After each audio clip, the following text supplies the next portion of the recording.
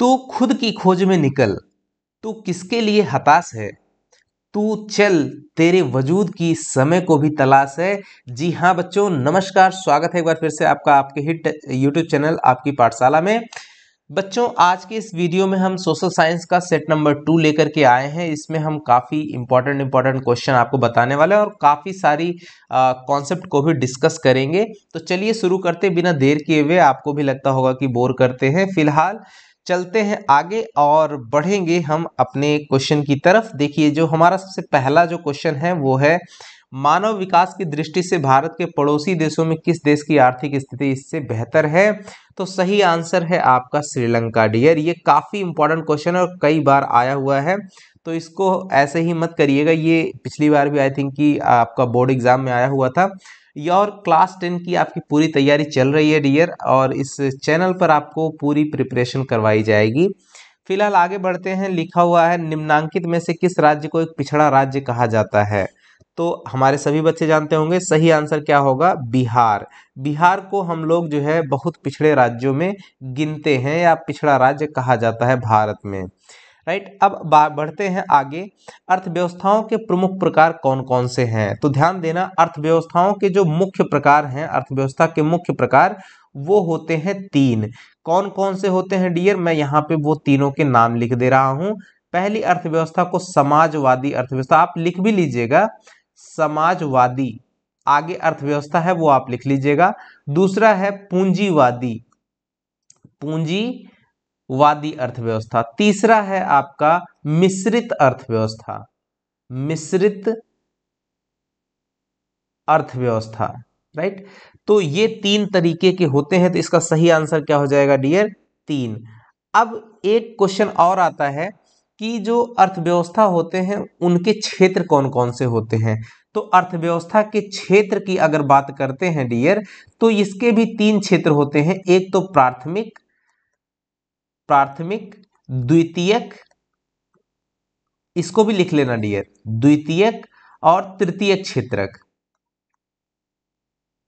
Right, प्राथमिक क्षेत्रक या क्षेत्रक भी कहते हैं कहीं कहीं, और द्वितीयक क्षेत्रक और तृतीयक क्षेत्र। अब बात करते हैं कि प्राथमिक क्षेत्र में कौन कौन सी चीजें आती हैं, यानी किन किन चीजों को प्राथमिक क्षेत्र में रखा गया है। ध्यान देना इस बात को कि प्राथमिक क्षेत्र में जैसे आपका कृषि हो गया, इस चीज को नोट कर लीजिए डियर, ये कई बार क्वेश्चन यहां से आते आते ही हैं और आना ही आना है। कृषि हो गया, जैसे वन हो गया, वन को वानिकी भी कहते हैं, और जैसे आपका मछली पकड़ना, इस तरीके की चीजें हो गई, या खनन उद्योग हो गया, खनन। राइट, तो ये तीनों चीजें आपकी, इसके अलावा भी जैसे मछली पकड़ना मैंने आपको बताया, डेयरी उत्पादन हो गया, ये सारी चीजें किस में आती हैं? प्राथमिक क्षेत्रक में। अब द्वितीय क्षेत्रक में आने वाली चीजों के नाम ध्यान दे दीजिए। इसमें सिर्फ और सिर्फ विनिर्माण, याद रखिएगा, विनिर्माण, विनिर्माण, और दूसरा क्या चीज आता है? निर्माण। विनिर्माण का मतलब किसी चीज को दोबारा उत्पादन करना, और निर्माण का मतलब होता है, निर्माण का मतलब होता है किसी चीज को मतलब फ्रेश तरीके से बनाना, या यूं कह लो कि उद्योग धंधे, कॉमा करके उद्योग लिख सकते हो। उद्योग हमारा किस में आ जाते हैं?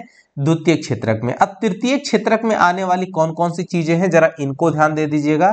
जैसे आपका परिवहन हो गया, सबसे पहले ध्यान देना, परिवहन, परिवहन के जितने भी साधन हैं वो आपके तृतीय क्षेत्रक में आएंगे।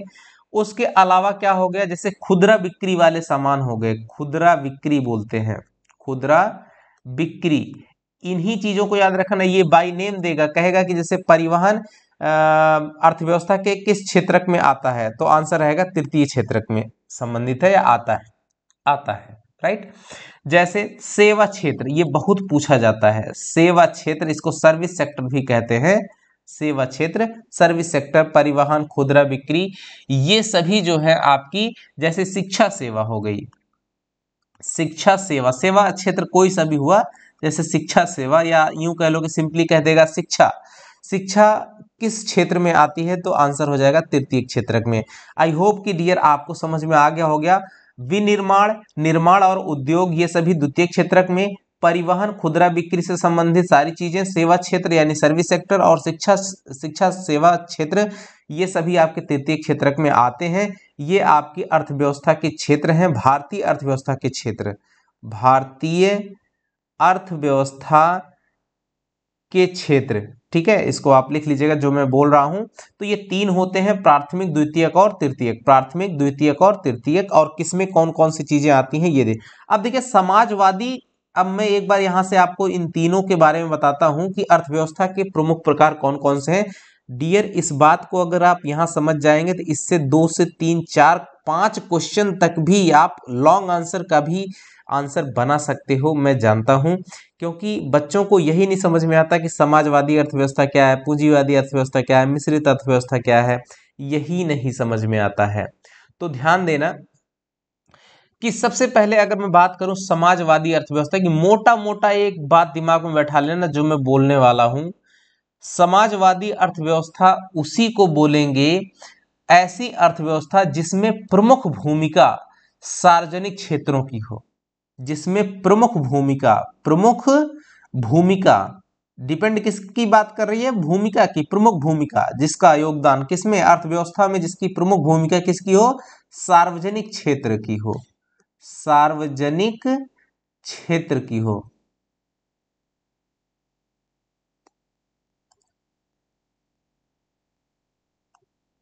ऐसी अर्थव्यवस्था जिसमें प्रमुख भूमिका किसकी हो, सार्वजनिक क्षेत्रों की हो। सार्वजनिक क्षेत्र मतलब जो गवर्नमेंट सेक्टर है, राइट, गवर्नमेंट यानी सरकारी चीजें हैं जो पब्लिक के लिए हैं, राइट। अब पूंजीवादी अर्थव्यवस्था का मतलब, अब इसके उदाहरण भी बता देते हैं। जैसे समाजवादी अर्थव्यवस्था, मौके पर अगर आप देखोगे तो जो समाजवादी अर्थव्यवस्था है वो आपका जैसे रसिया, यूएसएसआर हो गया, यूएसएसआर पहले बोलते थे, अभी रूस बोलते हैं, अलग होने के बाद रूस है। तो रूस जो आपका है वहां पर कैसी अर्थव्यवस्था है, रूस में हमारी समाजवादी अर्थव्यवस्था है। अब आते हैं अगर पूंजीवादी अर्थव्यवस्था की, तो देखिए पूंजीवादी अर्थव्यवस्था जो हो गई वो आपका इसमें देखिए यूएसएसआर भी आता है, चीन भी आता है, चीन आता है, क्यूबा आता है, ये सब जगहों पर क्या है आपकी समाजवादी अर्थव्यवस्थाएं हैं। दूसरा पूंजीवादी अर्थव्यवस्था, पूंजीवादी अर्थव्यवस्था का मतलब होता है जिसमें प्रमुख भूमिका किसकी हो, निजी क्षेत्रों की, निजी क्षेत्रों की भूमिका जिसकी ज्यादा हो, राइट। तो निजी क्षेत्र मतलब प्राइवेट सेक्टर, प्राइवेट कंपनियां, प्राइवेट सेक्टर्स, इनकी जो है भूमिका ज्यादा हो। ध्यान देना, भूमिका ज्यादा होने की बात कर रहा हूं। तो निजी क्षेत्रों की भूमिका अगर ज्यादा होगी किसी अर्थव्यवस्था में तो वो अर्थव्यवस्था कहलाएगी पूंजीवादी। उदाहरण के तौर पर मैं आपको बता दूं, जैसे जापान जो है पूंजीवादी अर्थव्यवस्था में, जो जापान है यहाँ की अर्थव्यवस्था कैसी है, पूंजीवादी है। जैसे अमेरिका हुआ, अमेरिका और जापान, अमेरिका और जापान, यहाँ कैसी अर्थव्यवस्था है, पूंजीवादी। यहाँ कैसी अर्थव्यवस्था है डियर, पूंजीवादी अर्थव्यवस्था।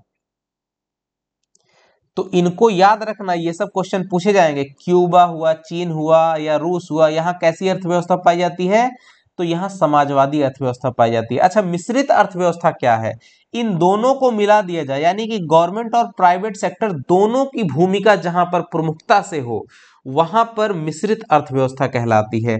यानी कि जहां पे सार्वजनिक और निजी दोनों मिल जाए, सार्वजनिक, इसको लिख लीजिएगा अपने भाषा में, अपनी कॉपी में, प्लस निजी क्षेत्र, सार्वजनिक और निजी क्षेत्र दोनों मिल करके जिस अर्थव्यवस्था में काम करते हो वो आपका हो जाता है मिश्रित अर्थव्यवस्था कहलाती है।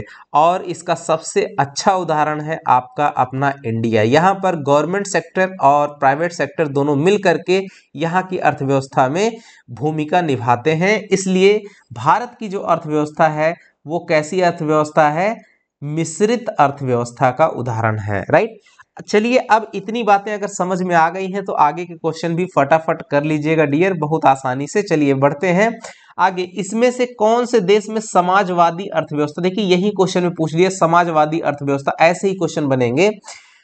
थोड़ा सा छोड़ के मत जाइएगा, ध्यान जरूर रखिएगा बच्चों। अगर वीडियो पसंद आ रहा है तो एक लाइक जरूर कीजिएगा, इतना आपको समझाने में इजी वे में समझाने की कोशिश करते हैं जितना हो सकता है। तो देखिए जापान में, अभी मैंने आपको ऊपर में क्या बताया, जापान में हुआ, अमेरिका में हुआ, कैसी अर्थव्यवस्था है, यहाँ पे पूंजीवादी है, अमेरिका में भी पूंजीवादी है, भारत में मिश्रित है, रूस में कैसी है, समाजवादी है। तो सही आंसर क्या हो जाएगा डियर, बी आपका, रूस या यूएसएसआर भी बोलते थे पहले, अभी रूस हो गया है। अब आगे देखिए सम्यक विकास। सम्यक विकास का मतलब होता है सही विकास, इसको ध्यान रख लेना, अर्थ ही अगर समझ में आ गया, सम्यक विकास का मतलब हो गया सही विकास। सही विकास कब होगा, जब उच्च वर्ग में भी होगा, निम्न वर्ग में भी होगा, यानी सभी वर्गों से होगा। सभी वर्गों का विकास जब होगा उसी को हम लोग सही विकास कहते हैं। तो सही आंसर क्या हो जाएगा, सी वाला ऑप्शन सही हो जाएगा डियर। ये सोशल साइंस का अगर आप देखेंगे तो इसमें जो क्वेश्चन इंक्लूडेड है, ये सारे क्वेश्चन इकोनॉमिक्स से संबंधित हैं। चलिए भारत में नीति आयोग की स्थापना, नीति आयोग, NITI, नीति आयोग। बच्चों आपके लिए क्वेश्चन है कि नीति, ये जो लिखा गया है इसका पूरा फुल फॉर्म आपको कमेंट बॉक्स में कमेंट करके बताना है। अगर आप यहां तक वीडियो देख रहे हैं तो पक्का जो है आप इसको कमेंट बॉक्स में कहीं से भी खोज करके, कैसे भी करके, इस नीति का पूरा नाम आपको बताना है। और चूंकि नीति आयोग का पुराना नाम योजना आयोग था, उसी को बदल करके नीति आयोग की स्थापना हुई। वो कब हुई, तो 1 जनवरी 2015 को हुई। ध्यान देना, कभी कभी पूछ भी लेता है डेट के साथ में, 1 जनवरी 2015 को ये हुआ था। तो सही आंसर क्या हो जाएगा, 2015 ईयर ही दिया हुआ है। आगे बढ़ते हैं, अगला क्वेश्चन है, इनमें से कौन आर्थिक क्रिया नहीं है, यानी कि ऐसा कौन सा काम है जो अर्थव्यवस्था में भागीदारी जिसकी नहीं है। तो कृषि है, इकोनॉमिक में हिस्सेदारी रखती है, अर्थव्यवस्था में बेरोजगारी ये नहीं रखती है, बेरोजगारी में कोई अर्थव्यवस्था में इसका कोई योगदान नहीं होता।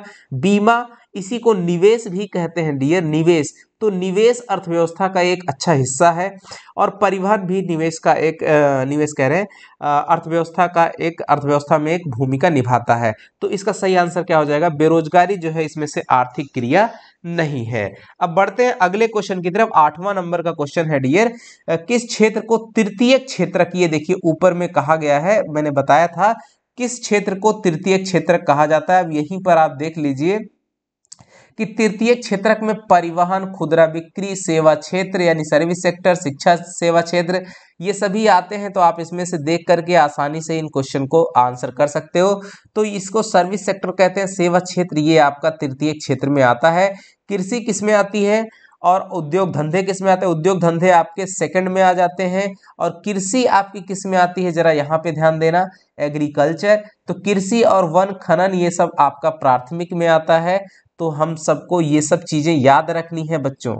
ये आपका प्राथमिक में आता है, फर्स्ट में, सेकंड में, और ये आपका थर्ड का आंसर है।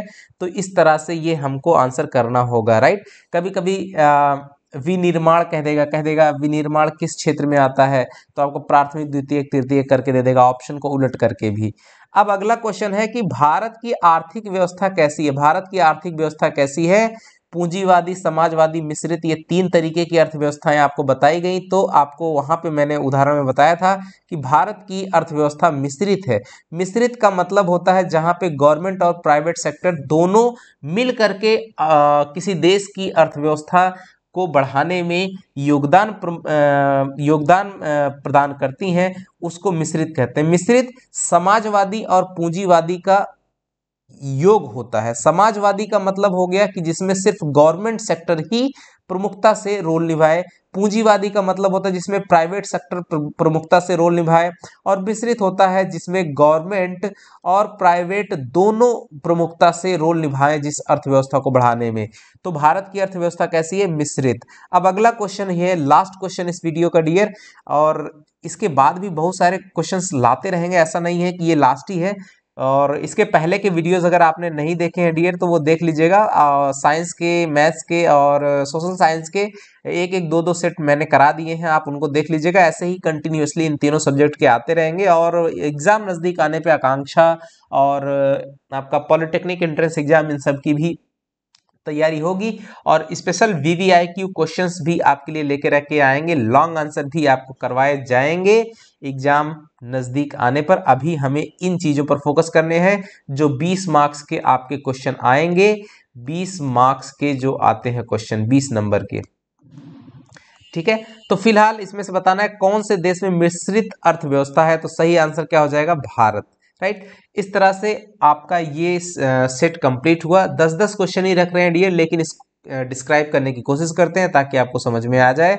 आई होप कि आपको ये वीडियो अच्छा लगा हो, अगर अच्छा लगा होगा और अच्छा लगा होगा तो लाइक करना बिल्कुल मत भूलिएगा। चैनल पर नए हैं तो चैनल को सब्सक्राइब भी कीजिएगा डियर, क्योंकि ये चैनल पूरी तरीके से हमारे जैक बोर्ड के बच्चों के लिए ही समर्पित है और यहाँ तक कि आपके टीचर यानी मैं भी आप ही के लिए पूरी तरीके से समर्पित हूँ।